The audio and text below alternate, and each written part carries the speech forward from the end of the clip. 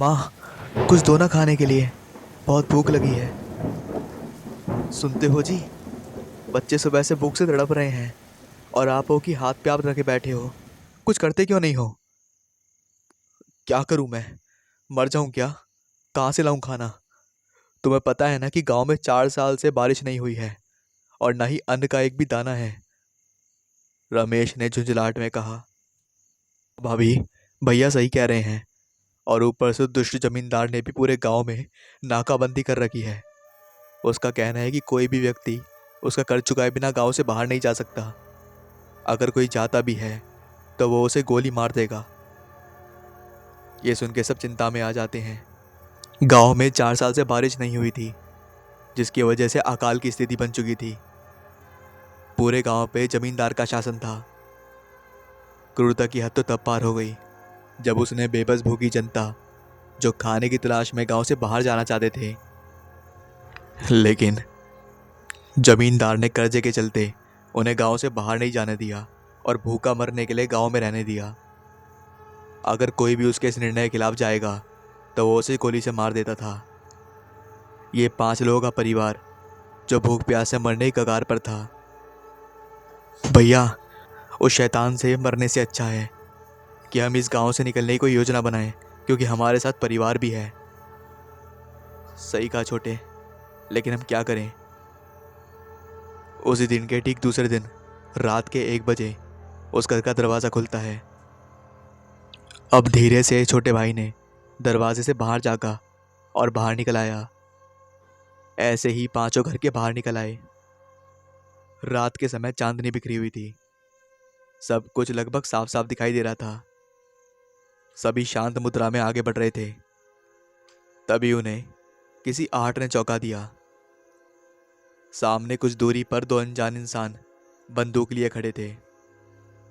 दरअसल ये उसी जमींदार के लोग थे। छोटे भाई ने सावधानी पूर्वक सभी को सचेत किया और बड़े भाई के कंधे पर हाथ रखकर उसे बैठकर छुपा दिया। सभी शांत होकर झाड़ियों के पीछे छुपकर उन व्यक्तियों के जाने का इंतजार करने लगे। तभी अचानक लड़की चीख पड़ी।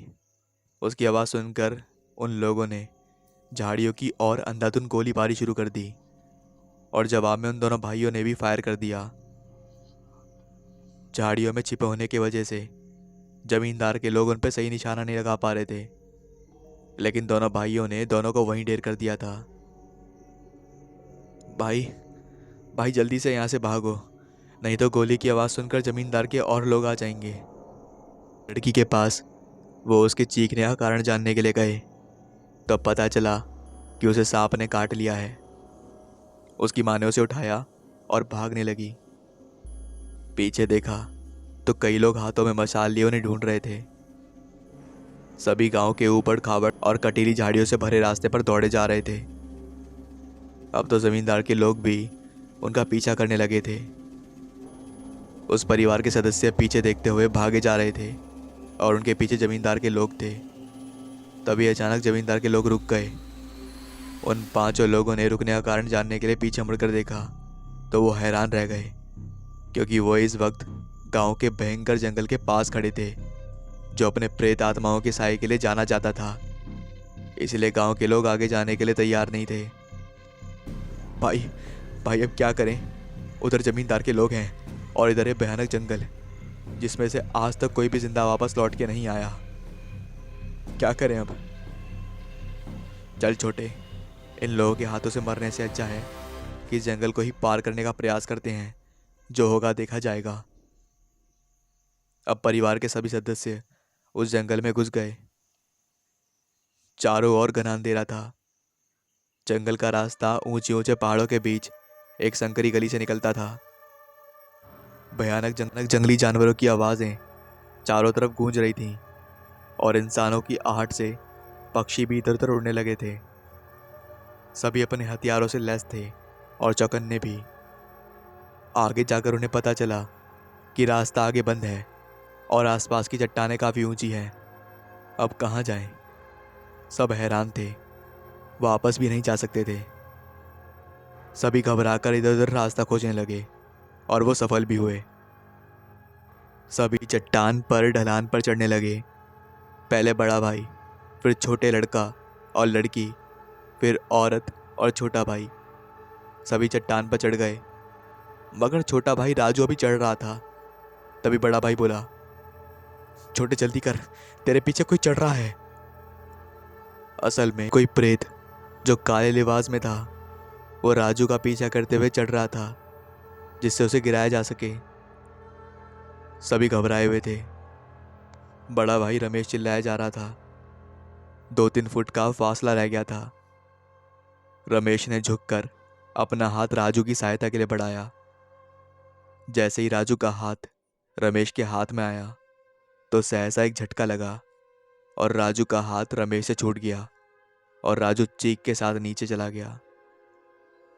इधर रमेश इस हाथ से सिर उठा था। वह भी धक्के से चट्टान पर गिर पड़ा और रोने लगा। रमेश अपने हाथ को सर से लगाकर सिसक सिसक कर रो दिया। सहसा नीचे से एक आवाज आई जिसने सभी को हैरानी में डाल दिया। वह आवाज छोटे भाई की थी। भाई, भाई मैं ठीक हूं और मैं जल्दी ऊपर आ रहा हूं। हाँ हाँ जल्दी कर छोटे, जल्दी।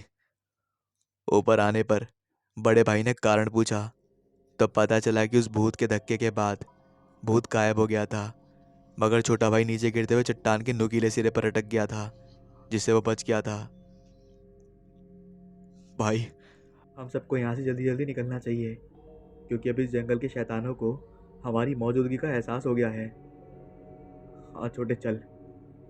सभी वहाँ से निकलने लगे तो देखा कि छोटी बच्ची का शरीर निढाल सा हो गया था और उसके मुंह से झाग निकल रहा था। वो इस दुनिया को छोड़ चुकी थी, क्योंकि सांप का विष अपना काम कर चुका था। उसकी माँ उसको गले लगाकर रोने लगी।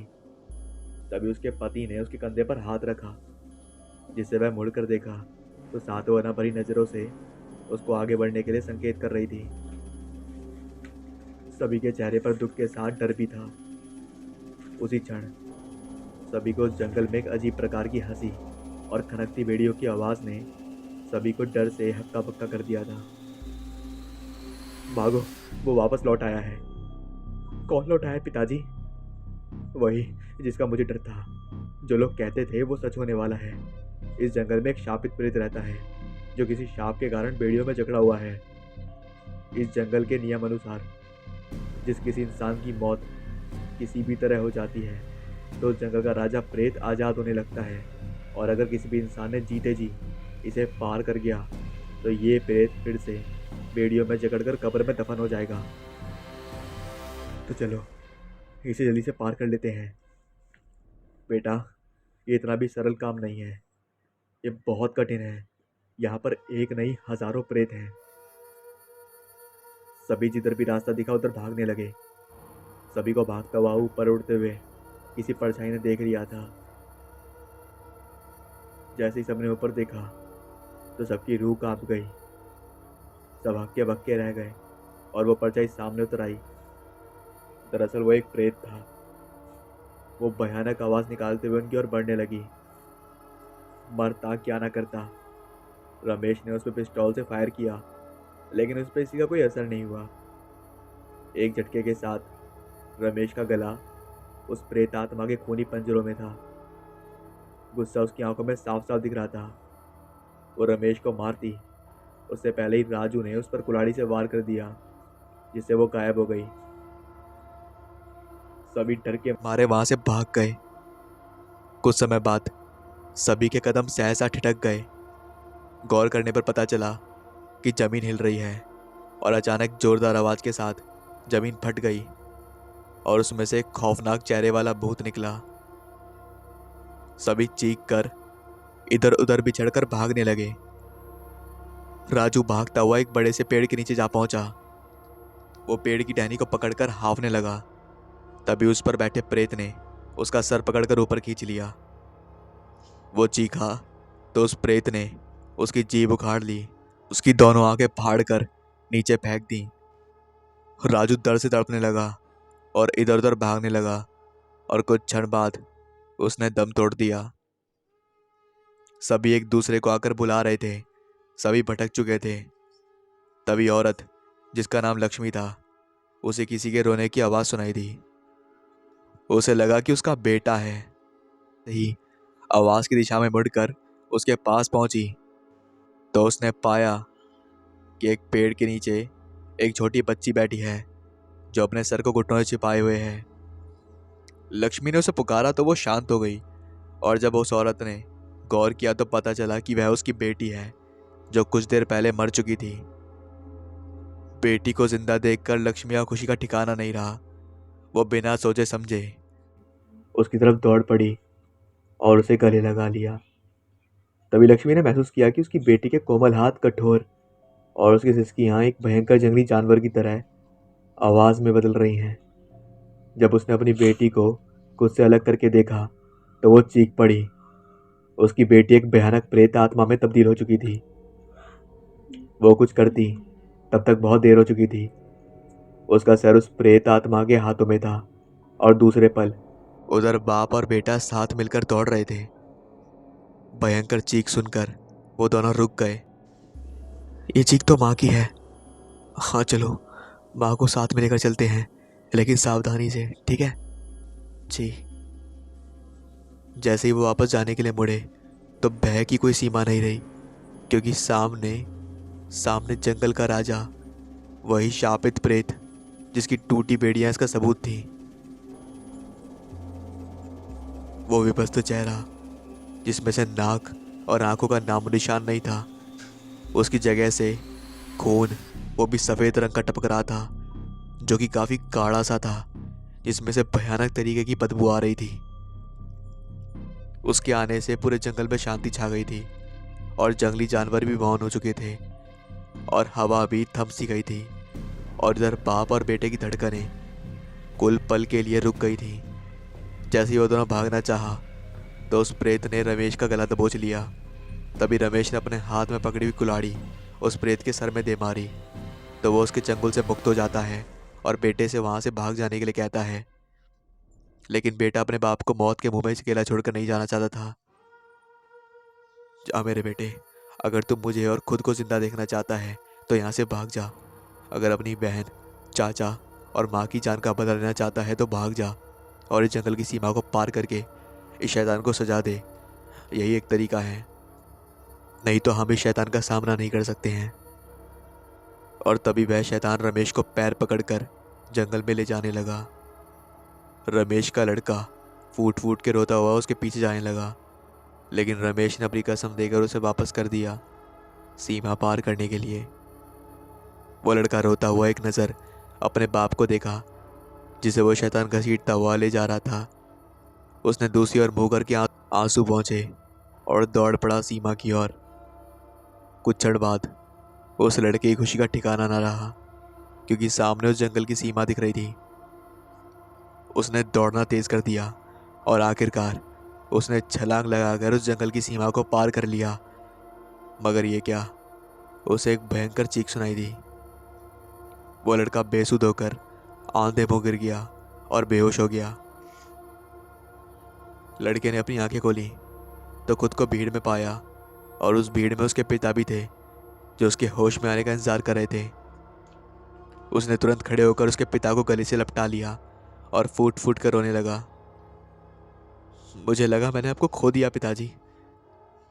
नहीं मेरे बेटे, तू था ना मेरा बहादुर जिगर का टुकड़ा, फिर क्या होता मुझे। तो पिताजी वो आवाज़ किसकी थी? वो आवाज़ उस शैतान की थी। उसने जैसे ही मुझे मारना चाहा तब एक जोरदार झटका लगा और वह फिर से बेड़ियों में जकड़ गया और दूर चला गया चीखते हुए। अब तो नहीं आएगा ना वो हमारी ज़िंदगी में? नहीं मेरे बेटे, अब कोई नहीं आएगा, ना वो शैतान और ना वो ज़मींदार। रमेश ने बेटे के सिर को सहलाते हुए कहा। और हाँ, पता है तुम्हें ये गांव पूरी तरह से समृद्ध है और इस गांव के मुखिया ने हमें अपना लिया है। बेटे और रमेश ने हाथ जोड़कर सभी गांव वालों को धन्यवाद करा।